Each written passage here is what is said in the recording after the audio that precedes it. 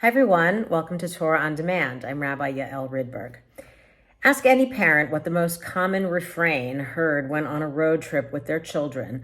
The answer will always be, "Are we there yet?" Kids ask this legitimate question because many hours in a cramped car with siblings and parents is likely less than ideal. It's not surprising then that the first thing that the Israelites do on their journey to the Promised Land is to complain and rebel against their circumstances and their leader, Moses. As the second half of the book of Numbers begins this week with Parashat Beha'alotcha, the people enter a time of testing boundaries. The narrative begins to move away from one with a commanding God and an obedient people to a bitter triangle of complaining, questioning authority, and divine punishment between Moses, God, and the people. The mixed multitude gather and grumble and assemble against their leaders. Their selective memory includes the delicacies of Egypt, but not the enslavement they suffered there. There are 8 rebellions altogether, 6 by the people and 2 by the leaders. The people have not yet formed a cohesive nation despite their nearly unanimous complaining, where their individual desires can be channeled into a communal endeavor. In addition, Moses instructs the people, have 2 silver trumpets, make them of hammered work. These trumpets would be used to call the people together, to journey, to march defensively, and to announce the festivals and Rosh Chodesh, the new moon.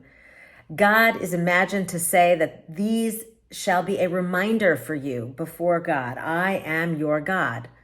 And the rabbis of the Midrash notice that there's a strange formulation of the instruction. In Hebrew, it says, Aseh lecha shtei chatzotzrot, which literally means make yourself 2 trumpets. The rabbis ask, does this mean to make yourself 2 trumpets, or does it mean to make 2 trumpets? What does it mean to make yourself a trumpet? A story of King Solomon illustrates the point. Solomon would call to the gates of Jerusalem as the ark was entering, "Lift up your heads so the King of glory might enter." The gates thought Solomon was referring to himself with a degree of arrogance, and so challenged him to answer, "Who's the King of glory?" And upon his answer that only the Lord of hosts was the true sovereign, the gates lifted themselves up and the ark entered. A beautiful instrument doesn't call attention to itself, even in the midst of playing the music emanating from it.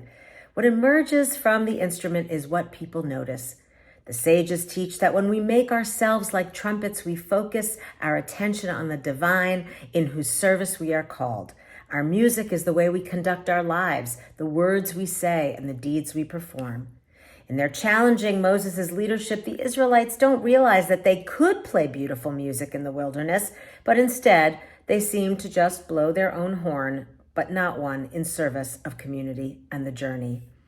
When we consider what melody comes from the trumpet that is our own life, what notes do we play? Do we sound off with integrity and patience? Do we serve as an example to our children and to others? May this Shabbat be an opportunity to play the music of your soul. Shabbat Shalom. Thanks for joining me. See you next time.